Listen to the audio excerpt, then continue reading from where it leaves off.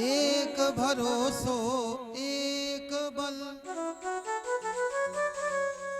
एक आस विश्वास, एक राम घन श्याम हित, चातक तुलसीदास।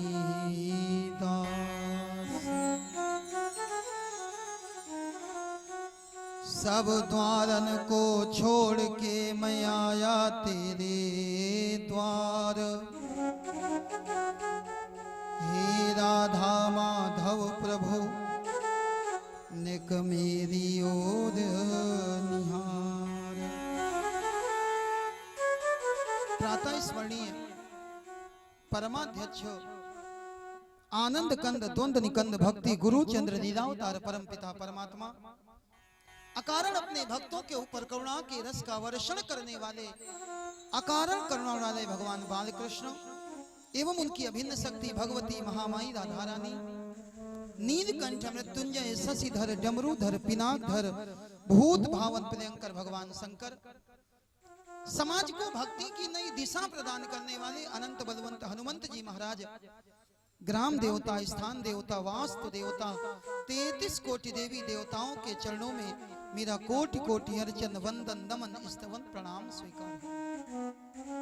इस श्रीमद् भागवत महापुराण के चतुर्थ दिवस में पधारे हुए भगवंत स्वरूप संत जन, संत में और भगवंत में कोई अंतर नहीं होता। ऐसे भगवंत स्वरूप संत जन आप सबके हृदय में विराजमान पिता तुल्य वृद्ध सती सीता सावित्री आदि का अनुसरण करने वाली मातृशक्ति आप सबके हृदय में विराजमान मेरे सीताराम जी को, मेरे राधे श्याम जी को सी राम मैं सब जग जानी, करऊं प्रणाम जोरी जुग पानी। आप सबके चरणों में भी मेरा प्रणाम। आइए भगवान की कथा में प्रवेश करें। कथा के 3 दिन बीत गए और कथा के 3 दिन बाकी। आज हम लोग बीच में बैठे और थोड़ा विचार करना। ऊपर है आकाश और नीचे है पाताल, हम लोग बीच में पृथ्वी पर बैठे और भगवान बीच वालों को ही मिले। आज चौथा दिन है, आज भगवान का अवतार होगा, भगवान का जन्म होगा। धीरे धीरे धीरे धीरे अवस्था बीत रही है। तो आइए कथा में प्रवेश करें, लेकिन जरा विचार करें। चली जा रही है उम्र धीरे धीरे, चली जा रही है उम्र धीरे धीरे, चली जा रही है उम्र धीरे धीरे, चली जा रही है उम्र धीरे धीरे, चली जा रही है उम्र धीरे धीरे। पल पल ओ आठों पहर धीरे धीरे, पल पल ओ आठों पहर धीरे धीरे, पल पल ओ आठों पहर धीरे धीरे, पल पल ओ आठों पहर धीरे धीरे।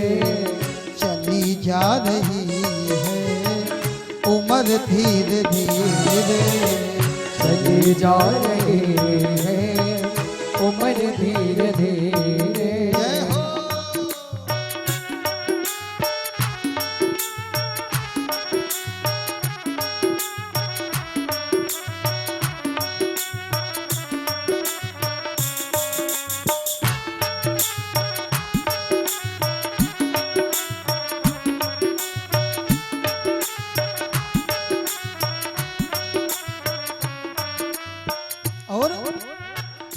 बचपन भी बीता जवानी भी बीती, बचपन भी बीता जवानी भी बीती, बचपन भी बीता जवानी भी बीती, बचपन भी बीता जवानी भी बीती, बुढ़ापे का होगा असर धीरे धीरे, बुढ़ापे का होगा असर धीरे धीरे, चली जा रही है उम्र धीरे धीरे, चली जा रही है उम्र धीरे धीरे। और जब बुढ़ापा आएगा तो होगा क्या? तेरे हाथ पाँवों में बल ना रहेगा, तेरे हाथ पाँव में बल ना रहेगा, तेरे हाथ पाँवों में बल ना रहेगा, तेरे हाथ पाँव में बल ना रहेगा, झुकेगी तुम्हारी कमर धीरे धीरे, झुकेगी तुम्हारी कमर धीरे धीरे, चली जा रही है उम्र धीरे धीरे, चली जा रही है उम्र धीरे धीरे। जय हो मस्ती में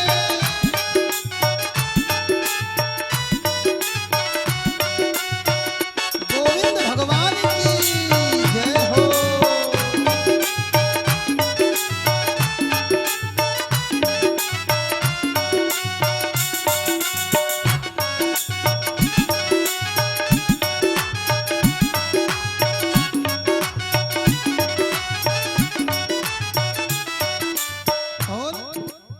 शिथिल अंग होंगे एक दिन तुम्हारे, शिथिल अंग होंगे एक दिन तुम्हारे, शिथिल अंग होंगे एक दिन तुम्हारे, शिथिल अंग होंगे एक दिन तुम्हारे, तो मंद होगी नजर धीरे धीरे, वो बंद होगी नजर धीरे धीरे।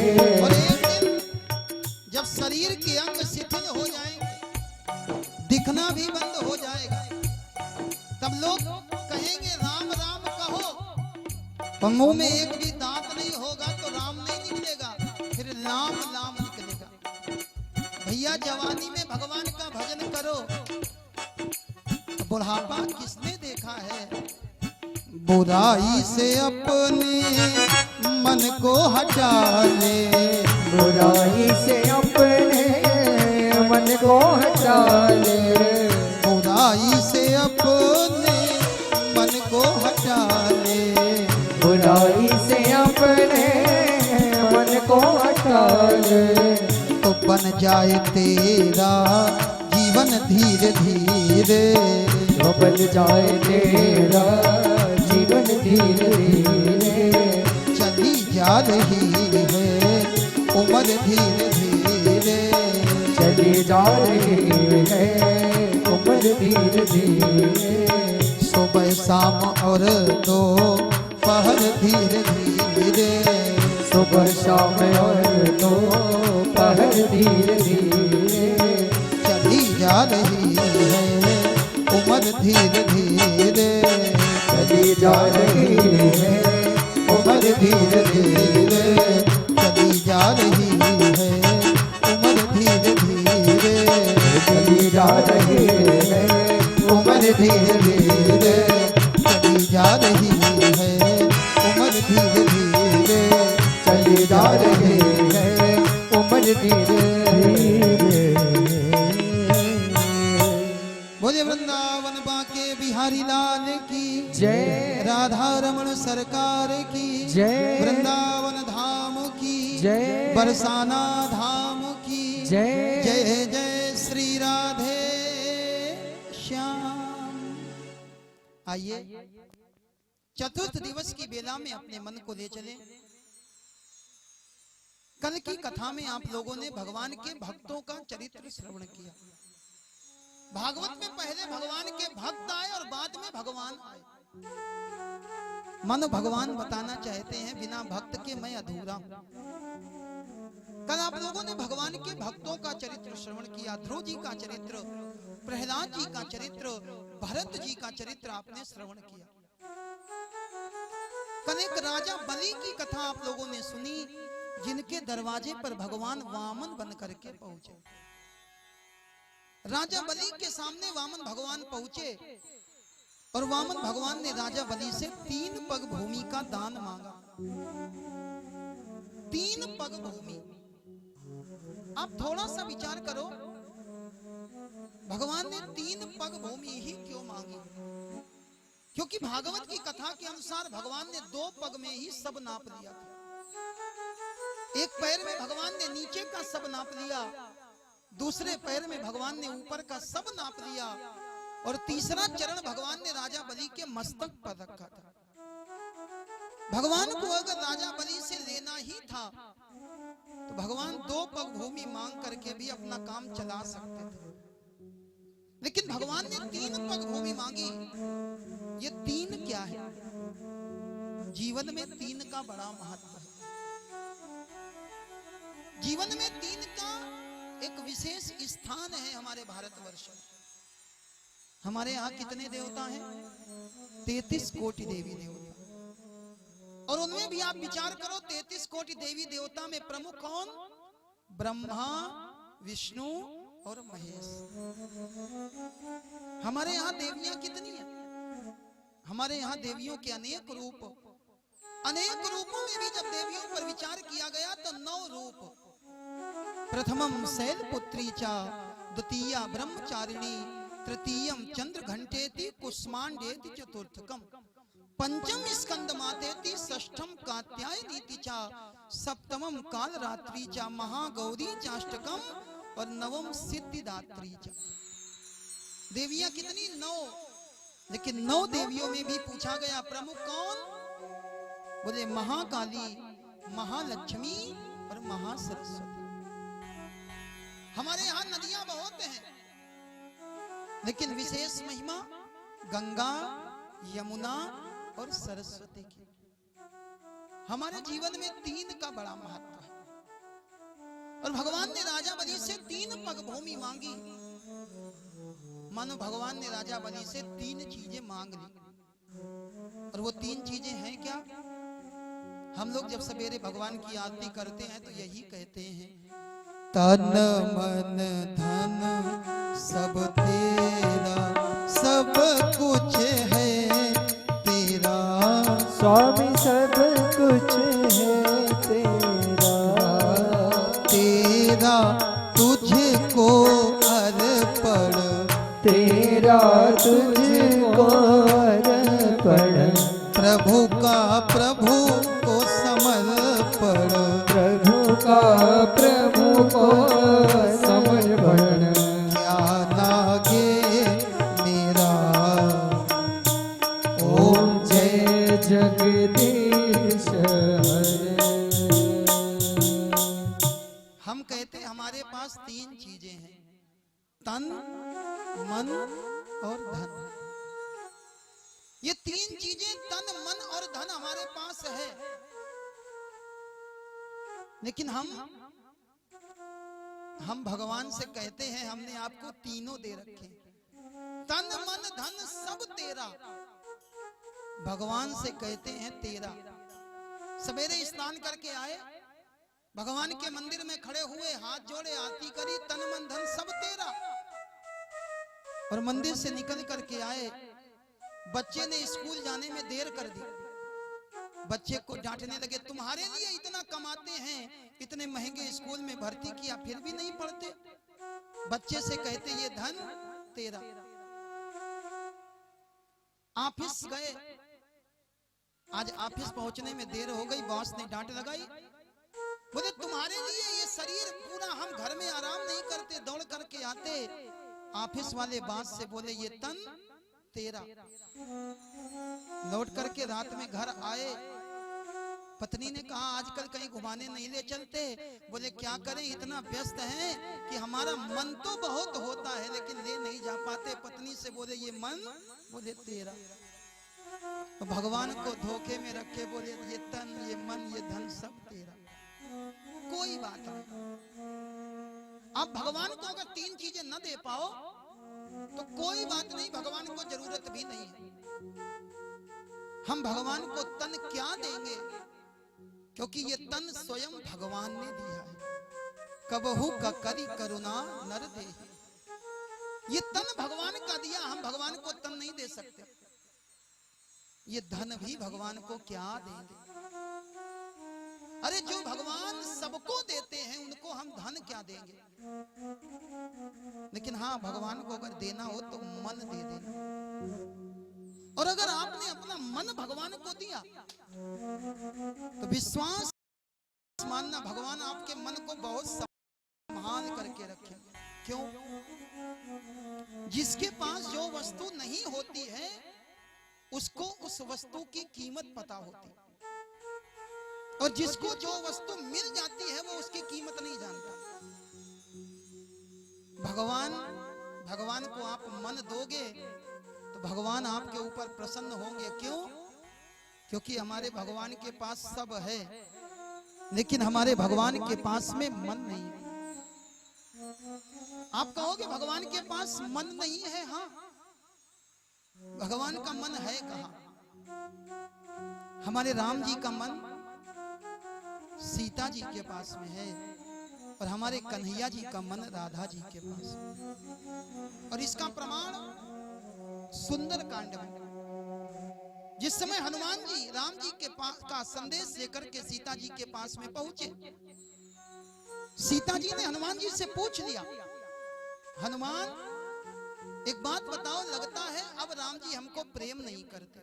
क्यों?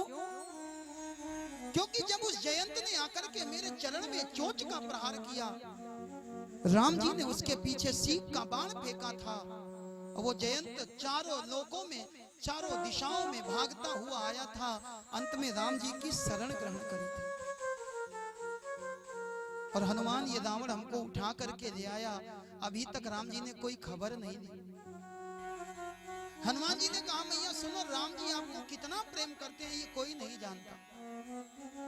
राम जी की वाणी, तत्तो प्रेम कर मम अर तोरा, जानत प्रिया एक मन मोरा।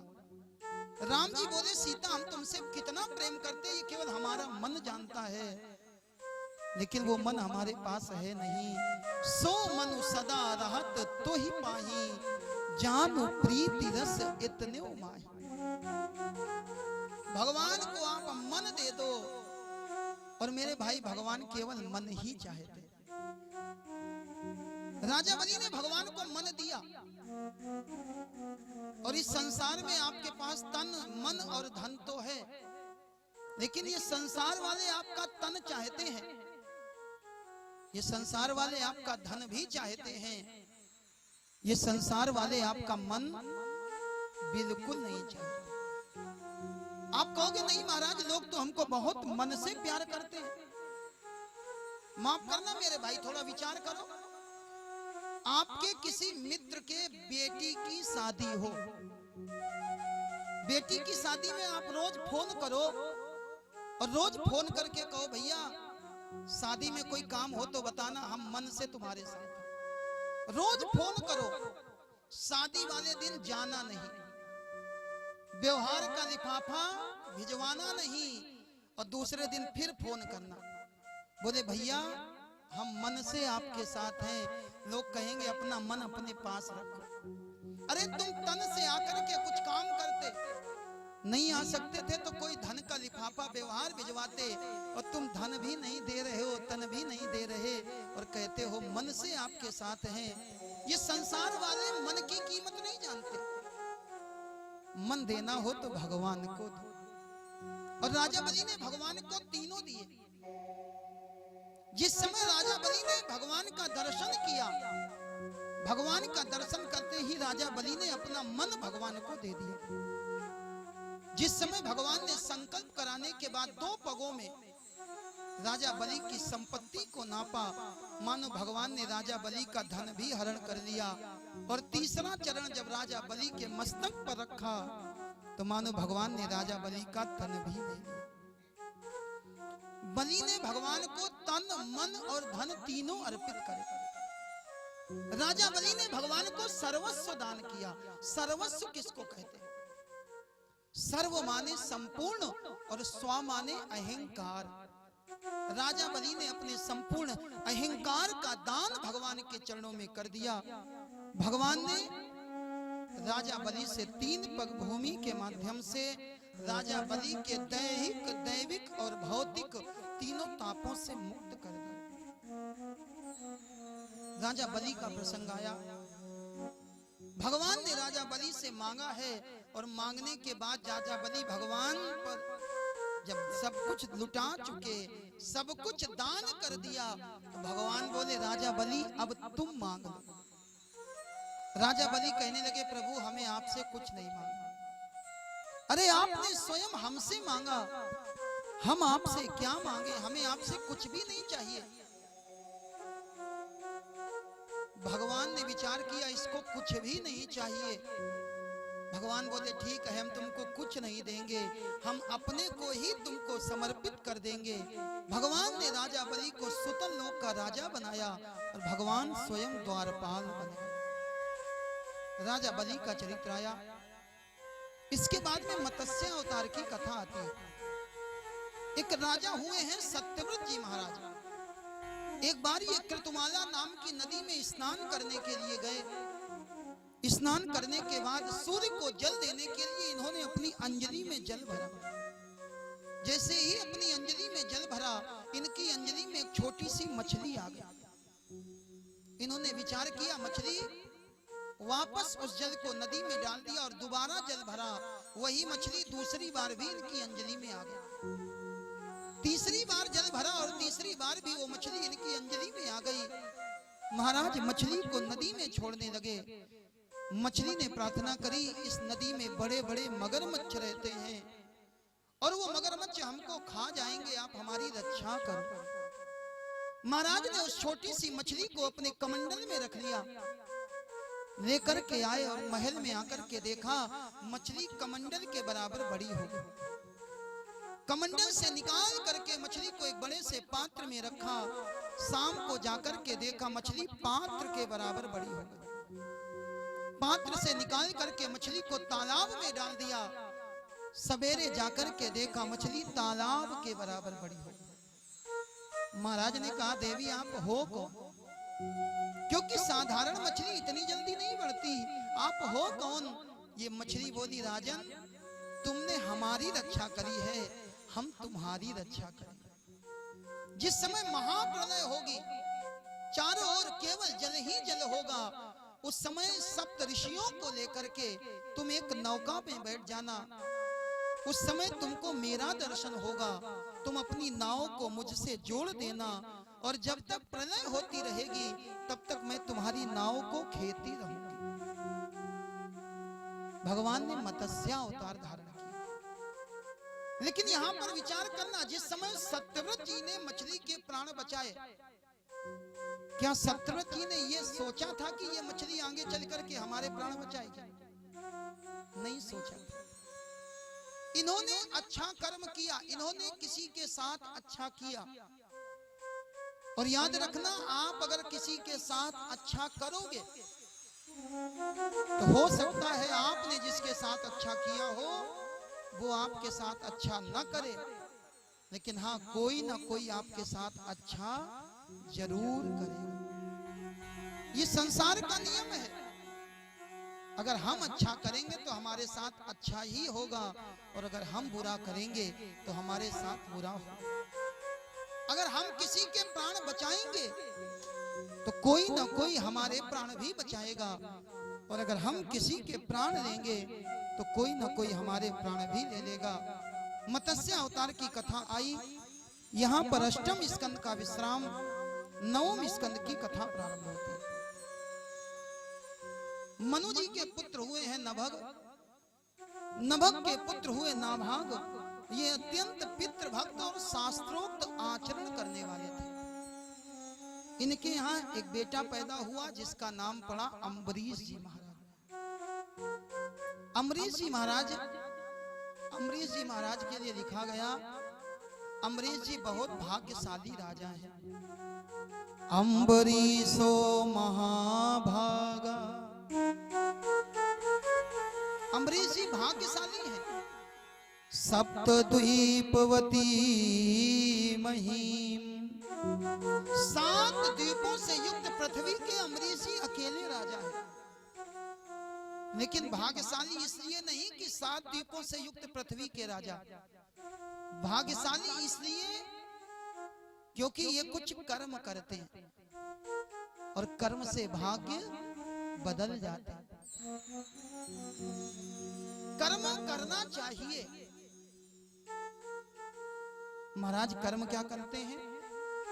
इन्होंने अपने मन को लगा रखा है। सवय मनः कृष्ण पदारविंदयो। इन्होंने अपने मन को भगवान कन्हैया के चरण कमलों में लगा रखा है। और एक बात बताओ, हमारे मुंह से किसकी बातें ज्यादा होती? हम किसकी बातें ज्यादा करते? बोले जहां मन लगा होता, जिससे मन लगा होता उसी की बातें ज्यादा करते। इन्होंने अपना मन भगवान के चरणों में लगा रखा, तो इनकी वाणी से भी भगवान का नाम निकलता है। वरचांसि वैकुंठ गुणानुवर्णने।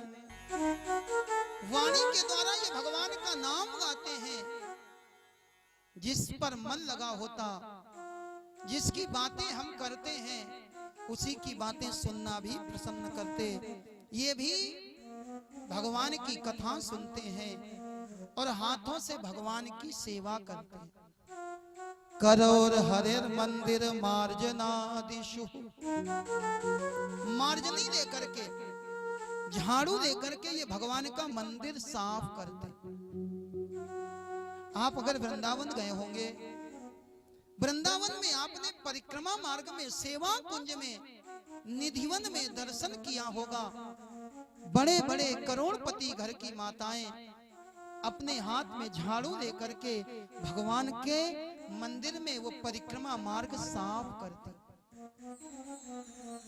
झाड़ू लेकर के भगवान का मंदिर साफ करती हैं। और याद रखना, हमें भगवान के मंदिर में झाड़ू लगानी चाहिए। जिस समय भगवान के मंदिर में झाड़ू लगाओ, आपके मन में एक भाव होना चाहिए, हे प्रभु, हम आपका मंदिर साफ कर रहे हैं और आप हमारा मन मंदिर साफ कर दो। क्योंकि जब तक आपका मन मंदिर साफ नहीं होगा, भगवान आने वाले नहीं। तुमने आंगन नहीं बुहारा, तुमने आंगन नहीं बुहारा, कैसे आएंगे भगवान, कैसे आएंगे भगवान, कैसे आएंगे भगवान, कैसे आएंगे भगवान। तुमने आंगन नहीं बुहारा, तुमने आंगन नहीं बुहारा, तुमने आंगन नहीं बुहारा, तुमने आंगन नहीं बुहारा, कैसे आएंगे भगवान, कैसे आएंगे भगवान, कैसे आएंगे भगवान, कैसे आएंगे भगवान। जय हो।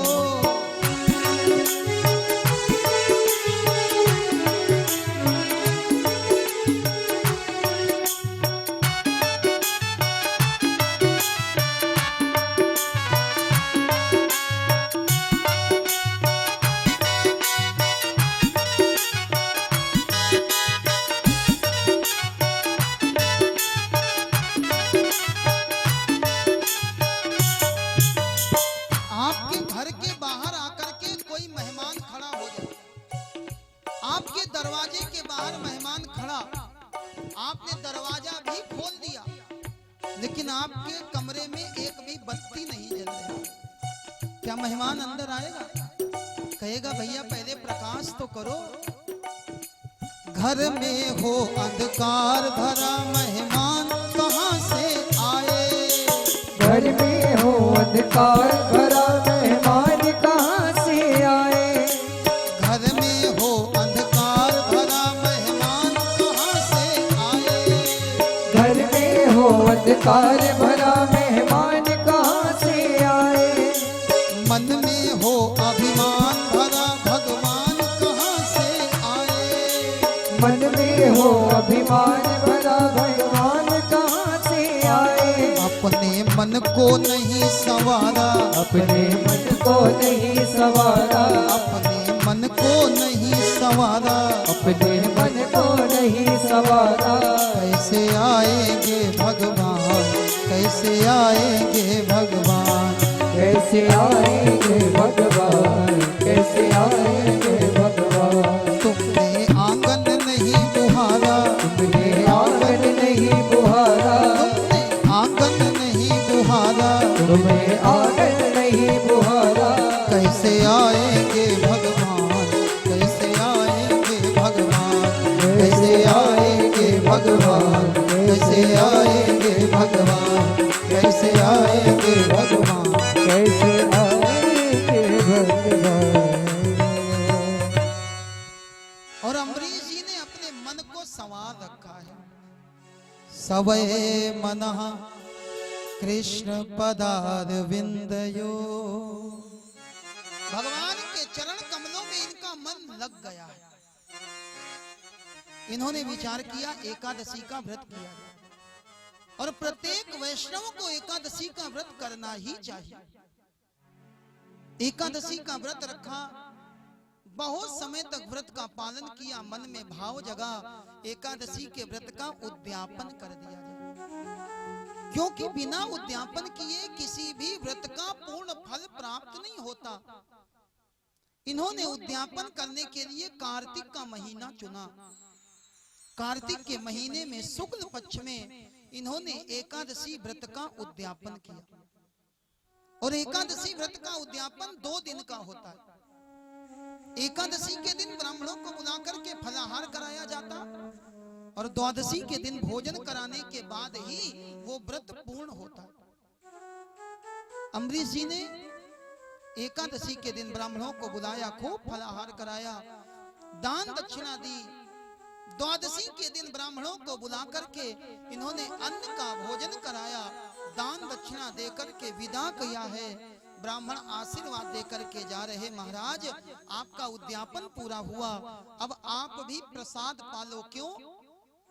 क्योंकि आपने निर्जला एकादशी रखी थी, आपने कुछ भी खाया पिया नहीं है, अब आपने ब्राह्मणों को खिला दिया, अब हम आशीर्वाद देते हैं आप भी कुछ खा पी लो।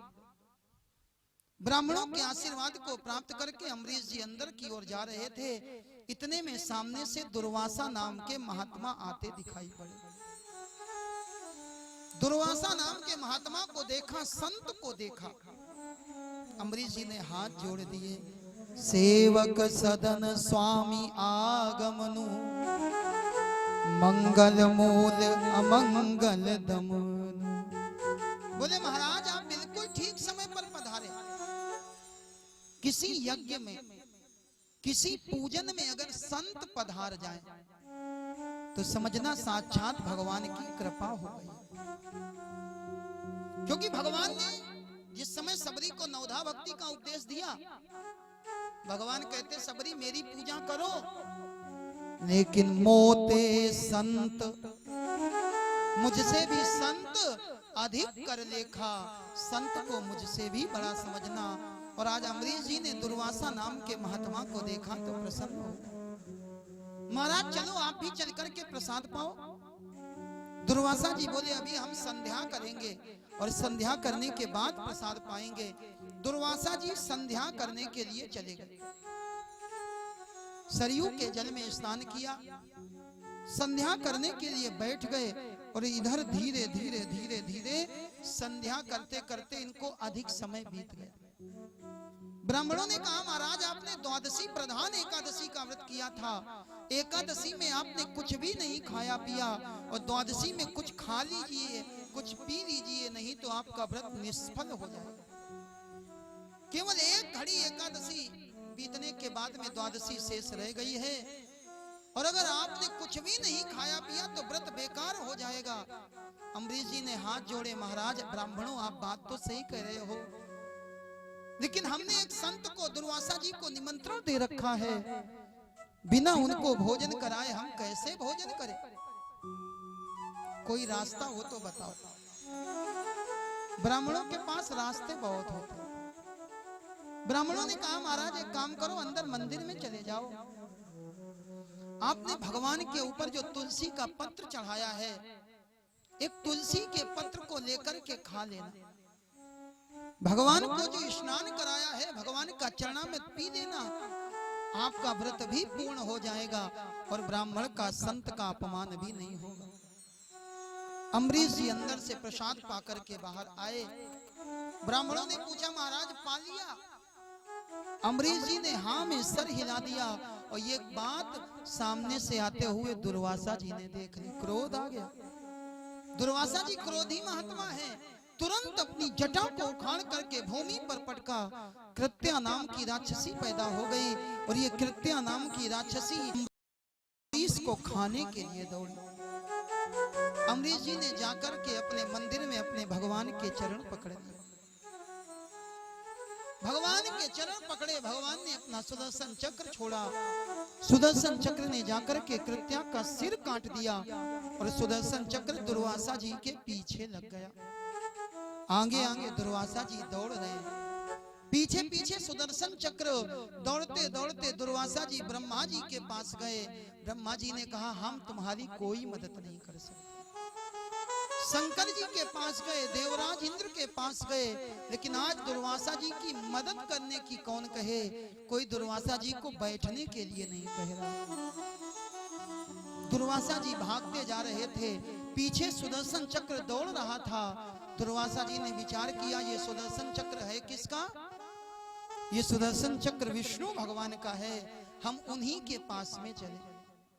दुर्वासा जी विष्णु भगवान के पास में गए, हाथ जोड़े, प्रभु शीघ्रता से अपने सुदर्शन चक्र को शांत कर दीजिए। भगवान ने इधर उधर देखा, दुर्वासा मेरा सुदर्शन? तुमसे किसने कह दिया कि मेरे पास सुदर्शन? दुर्वासा जी कहने लगे, प्रभु ये मजाक करने का समय नहीं है, ये आपका सुदर्शन चक्र मेरे प्राण लेकर के रहेगा और आप कहते हो आपका सुदर्शन। अरे सुदर्शन आपका नहीं तो किसका है? भगवान ने भागवत में बहुत अच्छी बात कही। भगवान कहते, दुर्वासा सुदर्शन की कौन कहे, मैं स्वयं अपना नहीं हूं। दुर्वासा ने कहा, प्रभु आप अपने नहीं तो आप किसके हैं? भगवान ने दुर्वासा को बताया, अहम भक्त पराधीनो हा स्वतंत्र इव द्विजः। अरे महाराज दुर्वासा जी, हम तो स्वयं भक्त के अधीन हैं। अगर हम स्वतंत्र होते तो अपने सुदर्शन चक्र को शांत कर लेते, लेकिन हम सुदर्शन को शांत नहीं कर सकते क्योंकि हम भक्त के अधीन हैं। मेरा भक्त जो कहता है मुझे वही करना पड़ता। भगवान भगत के बस में है। मैं भगतन को भगत, भगत मेरे मुकुट मणि। मैं भगतन को भगत, और भगवान कहते भक्त मेरे मुकुट मणि। साधुर विग्रस्त हृदयो, और भगवान कहते हमारे हृदय में क्या है? भक्तिर भक्त जन प्रिय। भगवान कहते मेरे दिल में केवल और केवल भक्तों की भक्ति। भक्त का और भगवान का दोनों का संबंध इतना मधुर है, भक्त बिना भगवान के नहीं रह सकता और भगवान बिना भक्त के नहीं रह सकते। भक्त के हृदय में भगवान रहते हैं तो माफ करना, भगवान के हृदय में भक्त रहते हैं। मेरे दिल में गई है समाए समाए भक्तों की भाव भरी भक्ति। मेरे दिल में गई है समाए समाए भक्तों की भाव भरी भक्ति। मेरे दिल में गई है समाए समाए भक्तों की भाव भरी भक्ति। मेरे दिल में गई है समाए वो समाए भक्तों की भाव भरी भक्ति। और भगवान कहते लगे भक्तों की भक्ति इतनी समा गई है कि भक्ति में पागल होने के बाद मुझे ध्यान नहीं रहा। विदुरानी के छिलके खाए, विदुरानी के छिलके खाए, दुर्योधन के भोग न भाए, दुर्योधन के भोग न भाए, विदुरानी के छिलके खाए, विदुरानी के छिलके खाए, दुर्योधन के भोग न भाए, दुर्योधन के भोग न भाए। और भगवान कहने लगे गोपियों की छाछ के लिए, छाछ पर भगवान नाच करते हैं। जब भगवान छोटे से बाल रूप में वृंदावन की गलियों में घूमते थे, एक गोपी कहती कन्हैया जरा नाच करके दिखाओ। कन्हैया बोले नहीं नाचेंगे। गोपी कहती कन्हैया तुमको हम छाछ देंगे। माखन की कौन कहे, छाछ पे भगवान नाचते हैं।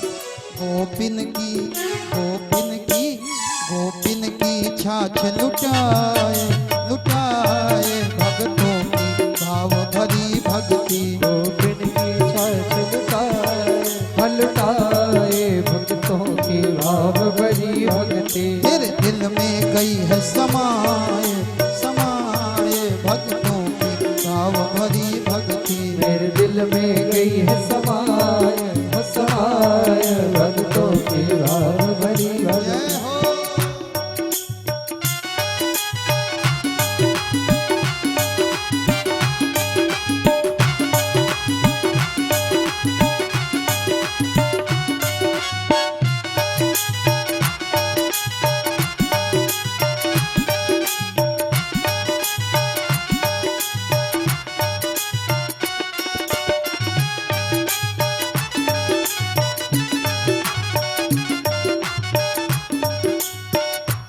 और भगवान बोले हमारा भक्त बनना बहुत आसान है।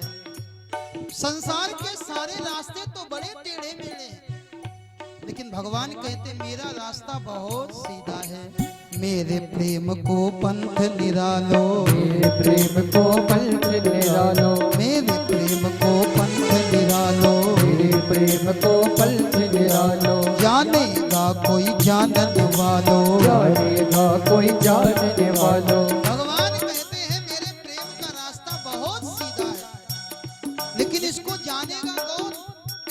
जब कोई संत मिल जाए, जब कोई गुरु मिल जाए।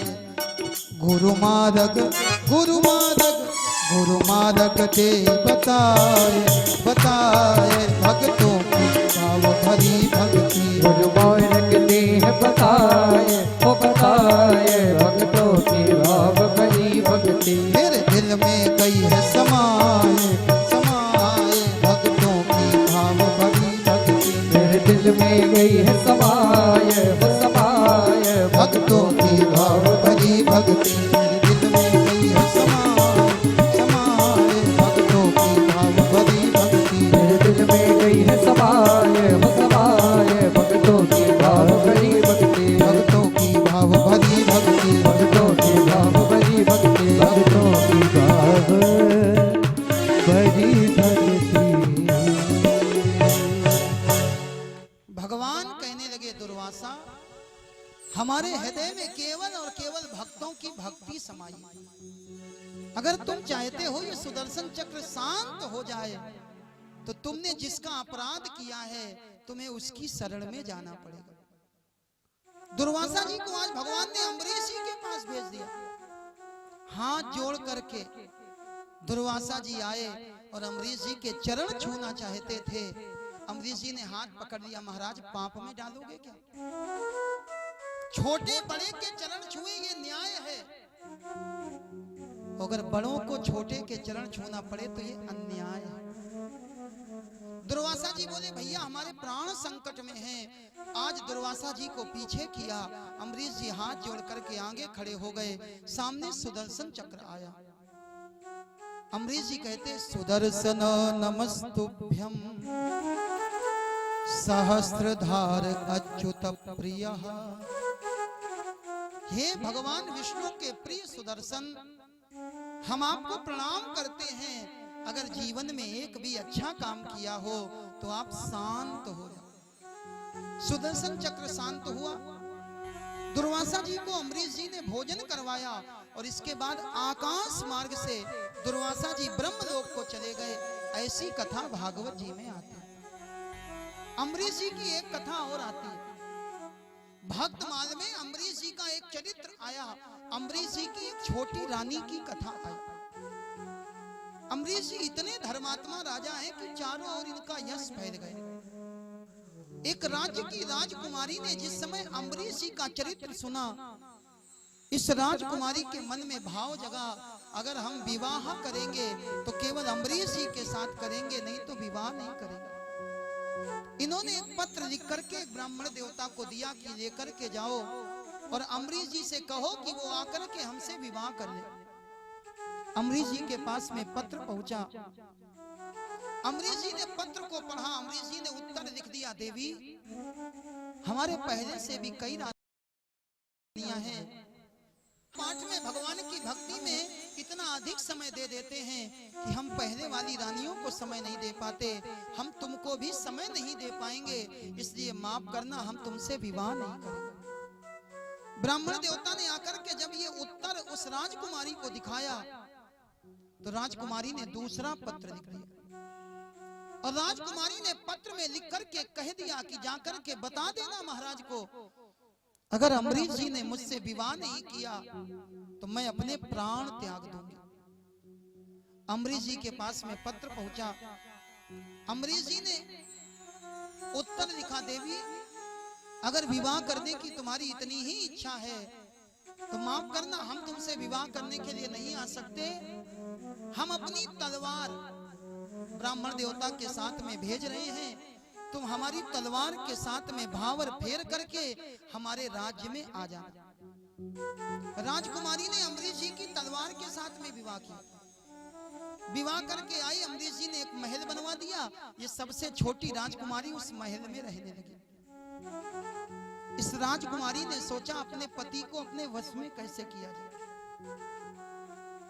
सब माताएं यही तो चाहती कि हमारा पति हमारे वश में हो जाए।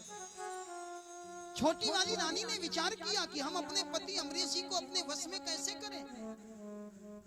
अब ये रोज देखने लगी कि अम्बरीश जी करते क्या है। अम्बरीश जी सवेरे 4 बजे उठ करके भगवान के मंदिर में जाते हैं, भगवान का मंदिर साफ करते हैं, भगवान की पूजा करते हैं। दूसरे दिन ये राजकुमारी 3 बजे भगवान के मंदिर में पहुंच गई, भगवान का मंदिर साफ कर दिया। 4 बजे अम्बरीश जी पहुंचे, भगवान का मंदिर साफ, पूजा की सारी सामग्री लगी हुई है। अम्बरीश जी ने सोचा आखिरकार आज कौन ऐसा आ गया जिसने हमसे हमारी सेवा छीन ली। आज कौन ऐसा आ गया जो हमसे पहले आकर के हमारी सेवा को करके चला गया। अम्बरीश जी लौट करके गए और दूसरे दिन अम्बरीश जी रात में 2 बजे आकर के मंदिर के बाहर छुप करके बैठ गए। 3 बजा, सबसे छोटी वाली रानी आई और जैसे ही आकर के झाड़ू लेकर के भगवान का मंदिर साफ करने लगी, अम्बरीश जी ने आकर के हाथ पकड़ लिया, देवी तुम कौन हो, हमारी सेवा को हमसे क्यों छीन रही। ये राजकुमारी बोली, महाराज मैं आपकी सबसे छोटी वाली रानी, मैं वही हूँ जिसने आपके साथ नहीं आपकी तलवार के साथ में विवाह किया। अम्बरीश जी बोले, देवी माफ करना, मेरी सेवा मत छीन। अगर तुमको भी भगवान की पूजा ही करनी है तो एक काम करो,